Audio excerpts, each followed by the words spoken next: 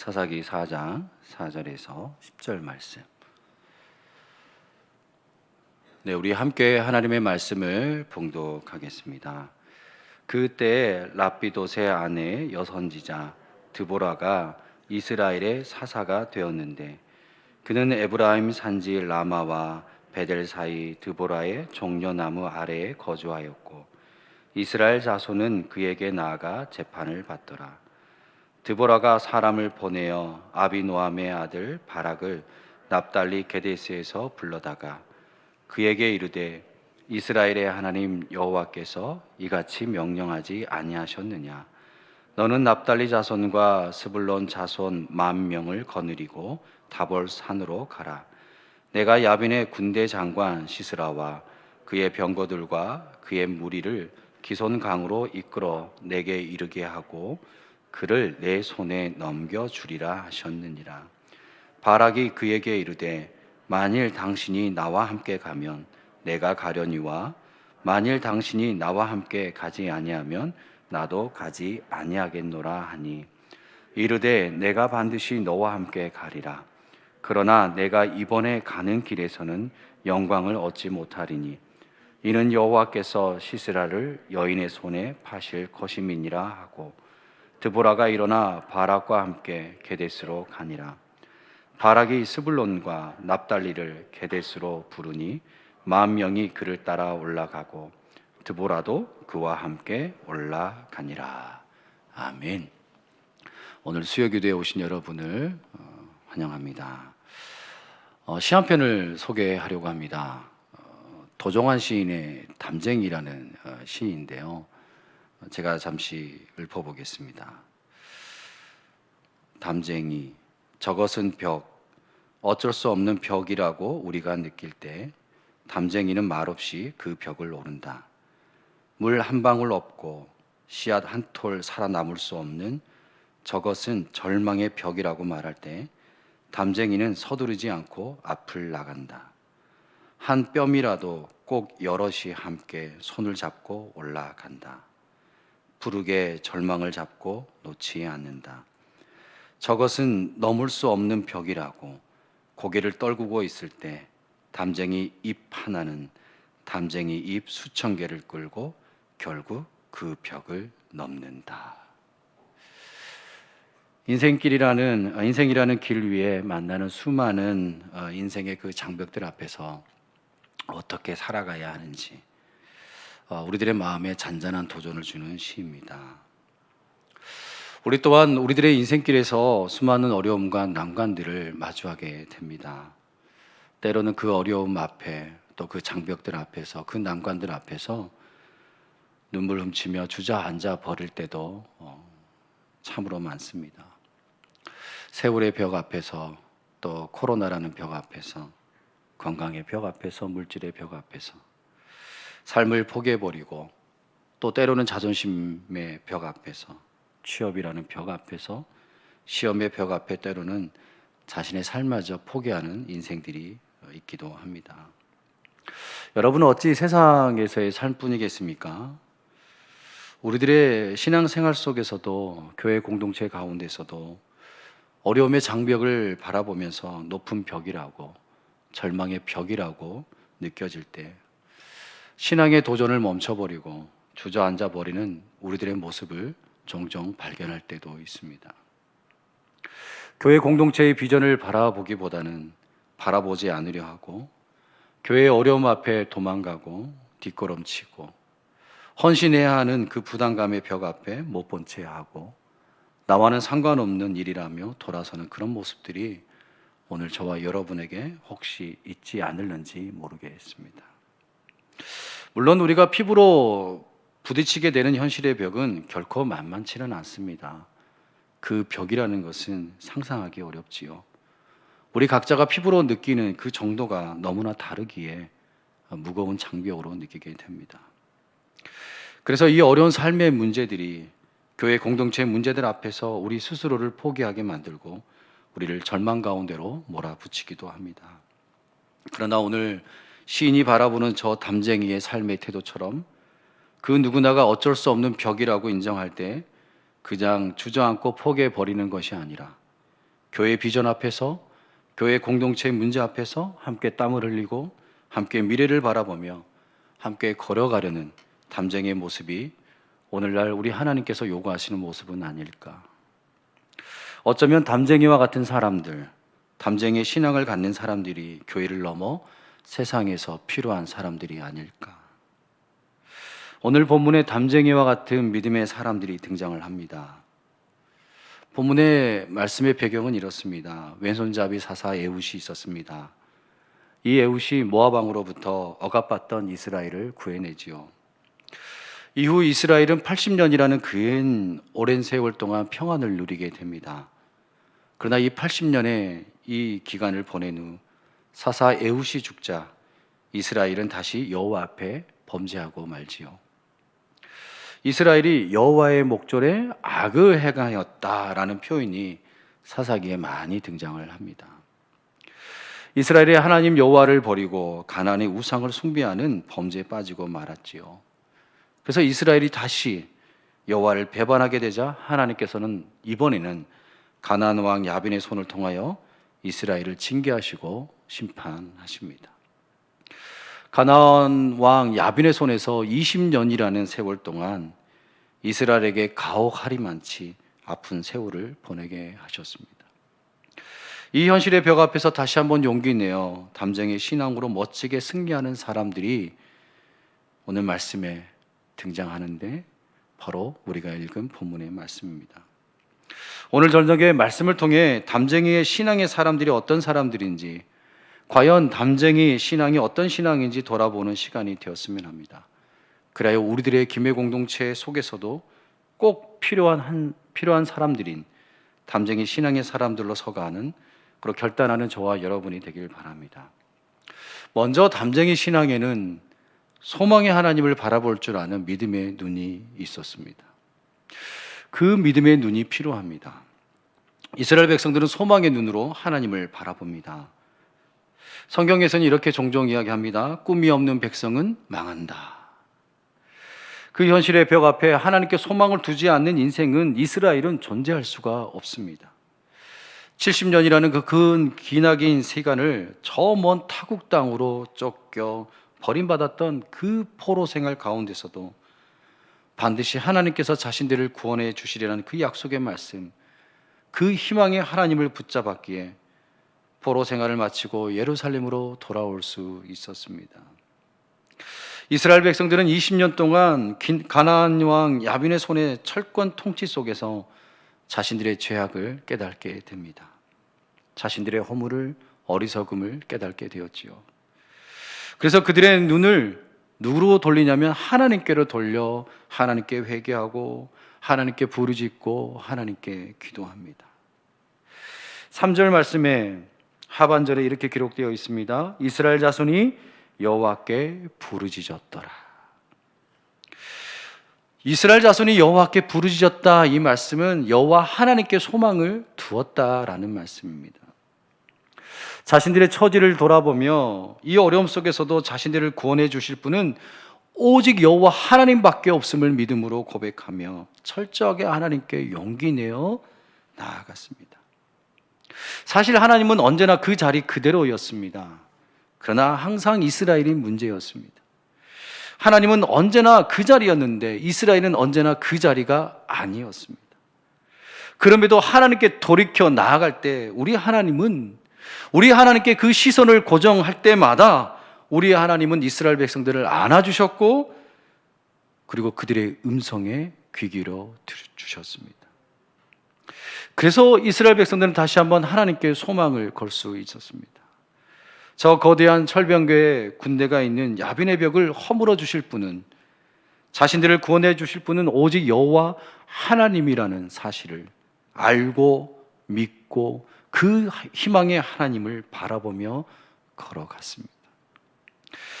20년 동안 핍박을 받았던 이스라엘은 하나님께 부르짖었습니다. 여러분, 하나님께 희망을 두지 않았다면, 하나님께 소망을 두지 않았다면 기도할까요? 기도하지 않지요. 하나님께 소망을 두기에 하나님께 부르짖고 하나님께 기도하며 하나님을 찾는 것입니다. 하나님에 대한 소망이 없다면 그냥 그렇게 원망하며 살아갈 것입니다. 이것이 내 팔자인가 보구나. 이것이 내 삶인가 보구나. 그냥 자포자기하며 살아갈 수도 있습니다. 모든 것을 포기하고 그 앞에 희망도 꿈도 포기한 채 절망 중에 살다 인생을 마감할 수도 있습니다. 우리 하나님은 이 부르짖음 앞에 하나님께서 응답하십니다. 7절 말씀에 내가 야빈의 군대 장관 시스라와 그의 병거들과 그의 무리를 기손강으로 이끌어 내게 이르게 하고 그를 내 손에 넘겨 주리라 하셨느니라. 아멘. 무슨 말씀입니까? 이제 하나님께서 개입하시겠다는 말씀입니다. 하나님께서 일하시겠다는 말씀입니다. 이스라엘을 구원해 주시리라는 그 하나님의 약속을 드보라가 바라보았습니다. 그리고 드보라와 바라 그리고 이스라엘 백성들이 믿었습니다. 믿고 나아갔습니다. 그랬더니 하나님께서 싸워주셨습니다. 우리가 읽지는 않았지만 15절 말씀에 여호와께서 바락 앞에서 시스라와 그의 모든 병거와 그의 온 군대를 칼날로 혼란에 빠지게 하심에 시스라가 병거에서 내려 걸어서 도망한지라. 23절에 이와 같이 이날에 하나님이 가나안 왕 야빈을 이스라엘 자손 앞에 굴복하게 하신지라. 아멘. 하나님께서 친히 싸워주셨습니다. 소망의 하나님을 바라보고 나아갔더니 여호와 하나님께서 시스라의 군대와 맞서 싸워 승리케 주셨습니다. 저 철병거 900대가 아무리 큰 거대한 장벽으로 다가올지라도 소망의 하나님을 붙잡고 희망의 하나님께 부르짖고 나아갔더니 하나님께서 친히 싸우시고 승리케 주셨습니다. 사랑하는 성도 여러분, 담쟁이의 모습이 이렇습니다. 그 누구라도 절망이라고 생각하고 포기할 때 그 희망을 안고 그 소망을 품고 저 담을 넘어서는 담쟁이의 모습들이 우리들의 모습이 되길 원합니다. 모두가 저 높고 안 된다라고 부정적일 때, 저 거칠고 어려운 장벽이라고 생각될 때 담쟁이는 저 절망의 벽을 넘어서고 있지 않습니까? 우리들의 믿음이, 우리들의 신앙이 이랬으면 합니다.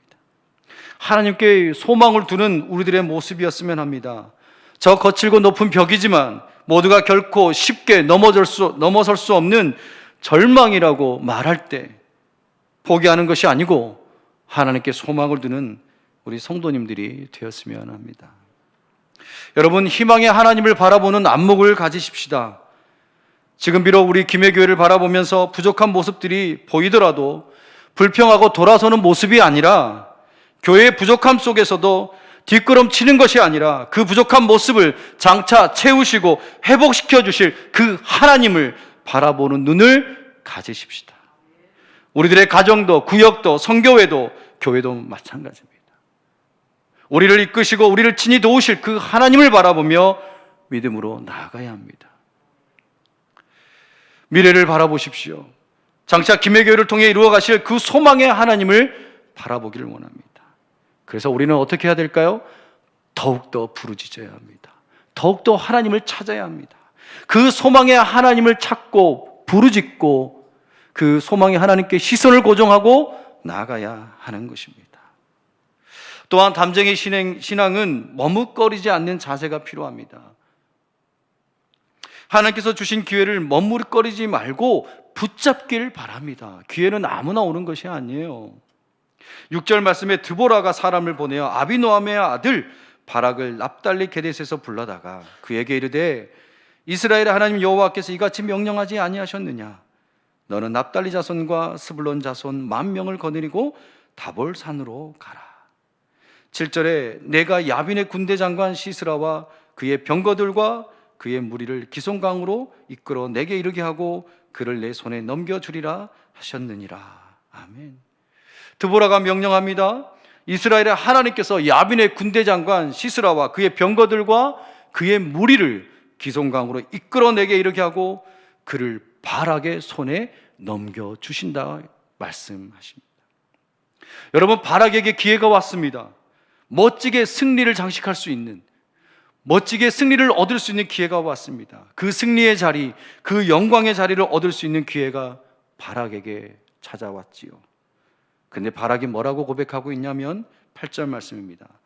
바락이 그에게 이르되 만일 당신이 나와 함께 가면 내가 가려니와 만일 당신이 나와 함께 가지 아니하면 나도 가지 아니하겠노라. 당신이 나와 함께 가지 않는다면 가지 않겠다는 것입니다.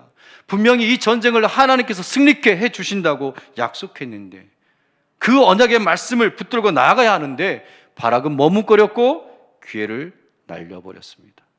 그래서 결과가 어떻게 됩니까? 9절입니다. 그러나 내가 이번에 가는 길에서는 영광을 얻지 못하리니 이는 여호와께서 시스라를 여인의 손에 파실 것임이니라. 이 전쟁의 영광이, 이 승리의 영광이 여인의 손에 돌아가고 말았습니다. 여러분, 기회는 날마다 찾아오는 것이 아닙니다. 하나님을 섬길 수 있는 기회가 날마다 오는 것이 아닙니다. 봉사할 수 있는 기회가 날마다 오는 것이 아닙니다. 주어진 기회가 찾아왔을 때 그 믿음으로 그 기회를 붙잡아야 하나님께서 주시는 영광을 붙잡을 수가 있는 것입니다. 그 영광의 기회가 사라지게 해서는 안 됩니다. 잠시 머뭇거려서도 안 되는 것입니다. 승리의 기회가 왔을 때, 섬길 기회가 왔을 때, 기도의 기회가 왔을 때, 예배의 기회가 왔을 때, 하나님을 붙잡을 기회가 왔을 때 하나님을 붙잡아야 합니다. 그런데 바락은 머뭇거리고 말았습니다. 분명히 하나님께서 드보라를 통해 바락에게 너희 손에 저 가나안 왕 야빈의 군대를 붙여주신다고 말씀하셨음에도 바락은 하나님께서 주신 기회를 날려버리고 말았습니다. 그 말씀에 즉각적으로 순종하며 나아가야 했음에도 불구하고 바락은 드보라에게 함께 갈 것을 요구하고 말았습니다. 여러분, 바락의 입장에서 생각해 보면 이해가 됩니다. 사실 잘 훈련되지 않는 이스라엘의 그 1만 명의 장정들을 데리고 함께 전쟁에 나간다는 것이 두려울 수 있습니다. 철병거에 철기 문화와 청동기 문화가 부딪힌다면 어떻게 되겠습니까? 과연 승리할 수 있을까요? 무서울 수밖에 없을 것입니다. 그러나 바락은 전쟁의 주인인 하나님을 믿고 나아가야 했습니다. 예, 하나님, 나는 힘이 없습니다. 나는 비록 약하고 나는 부족하지만 우리의 장정들은 연약하고 쓰러지지만 초라한 군대이지만 하나님 말씀에 의지하여 주신 기회를 붙잡고 전쟁에 나아가겠습니다. 이 고백으로 전쟁에 나가야 했음에도 바락은 그렇지 못했습니다. 그 약속의 하나님, 그 소망의 하나님께 잠시 머뭇거리는 순간 바락에게 있을 그 영광이 야엘이라는 여인에게 돌아가고 말았습니다. 5장 24절에 겐 사람 헤벨의 아내 야엘은 다른 여인들보다 복을 받을 것이니 장막에 있는 여인들보다 더욱 복을 받을 것이로다. 야엘이라는 여인에게 영광이 돌아갔습니다. 다른 여인들보다 장막에 있는 다른 여인들보다 더욱 복을 받는다고 말씀하고 있습니다. 그렇습니다. 헌신할 수 있는 기회가 찾아왔을 때 헌신하는 것입니다. 전도할 수 있는 기회가 찾아왔을 때 전도하는 것입니다. 기도할 수 있는 기회가 찾아올 때, 찬양할 수 있는 기회가 찾아올 때, 예배할 기회가 찾아올 때, 구역을 섬길 수 있는 기회가 찾아올 때, 교회를 섬길 수 있는 기회가 찾아올 때 그 기회를 붙잡아야 하는 것입니다. 기회를 붙잡지 않으면 하나님께서 주신 영광은 다른 이에게 돌아가는 것입니다. 기회를 붙잡지 않으면 축복이 다른 이에게 돌아갑니다. 마지막으로 담쟁이 신앙에는 함께하는 신앙입니다. 담쟁이 혼자 올라가지 않습니다. 드보라라는 여인이 사사로 등장합니다. 이 난국을 헤쳐나가기 위해 어쩌면 사사의 말씀처럼 자신들의 소견대로 옳은 대로 행동하며 나아갈 수도 있을 것입니다. 자신들의 목소리를 높일 수도 있겠지만 사실 또한 여자라는 이유만으로 무시하며 335 분열될 수도 있겠지만 그러나 오늘 이스라엘 백성들은 드보라를 중심으로 하나가 되었습니다. 여러분, 하나가 된다는 것은 사실 쉽지 않습니다. 생각해 보십시오. 이스라엘 사회는 여성 중심의 사회인가요? 남성 중심의 사회인가요? 남성 중심의 사회입니다. 여자는 약자였고 대접받지 못했습니다. 그 남성 중심의 사회였지만 이스라엘 백성들이 여성 사사에게 재판을 받았다는 사실은 드보라를 여호와 하나님이 세우심을, 여호와 하나님의 사사임을 인정했다는 뜻입니다. 드보라를 백성들이 사사로 지도자로 믿고 따랐습니다. 하나님의 사람으로, 하나님께서 세우신 사람으로 인정하며 이스라엘 백성들은 함께 했습니다. 드보라 홀로 싸운 것이 아닙니다. 드보라와 바락과 이스라엘이 함께 싸웠습니다. 가나안 왕 야빈과 맞서기 위해 이스라엘은 하나가 되었습니다. 대체로 사사들을 보면 홀로 싸워 승리하는 것을 목격하게 됩니다. 그러나 드보라는 홀로 싸운 것이 아닙니다. 드보라는 바락 그리고 1만 명의 사람들이 함께 했습니다. 1만 명의 사람들은 돈을 받고 전쟁에 나가는 용병이 아닙니다. 자신들의 나라를 지키기 위해 몸소 자원한 군사들이었습니다. 이들은 함께 싸웠습니다. 여러분, 우리는 이렇게 얘기하죠. 교회 일을 하다 보면 소수의 사람들만 하면 된다라는 생각을 갖습니다. 혹시 이런 생각을 가지신 분 계신가요? 담임 목사님께서 꿈꾸는 비전이나 계획들이 목사님 혼자서 꾸는 것이라 생각하시면 큰 오산입니다. 이것은 하나님께서 우리 모두에게 우리 김해 공동체 가운데 주시는 비전임을 믿으셔야 합니다. 그런데 이 비전을 목사님 혼자만 헤쳐나가는 것이라 생각한다면 우리는 저 거대한 가나안 왕 야빈의 군대에 맞서 승리할 수 없습니다. 함께 싸워야 합니다. 우리에게 주신 김해 지역을 섬기라고 불러주셨고 세워주신 아름다운 교회를 더 아름답고 은혜롭고 복된 교회로 세워가기 위해 함께 세워가야 한다는 것입니다. 담쟁이는 한 뼘이라도 꼭 여럿이 함께 손을 잡고 올라갑니다. 푸르게 절망을 잡고 놓지 않으면 소망을 잡고 놓지 않으면서 나아갑니다. 한 잎, 두 잎 함께 나아갑니다. 한 잎이 전진해 가면 옆에 있던 수천 개의 잎들이 함께 나아갑니다. 우리 모두가 절망하며 포기하려 할 때 담쟁이는 말없이 전진해 나갑니다. 불평하지 않고 나아갑니다.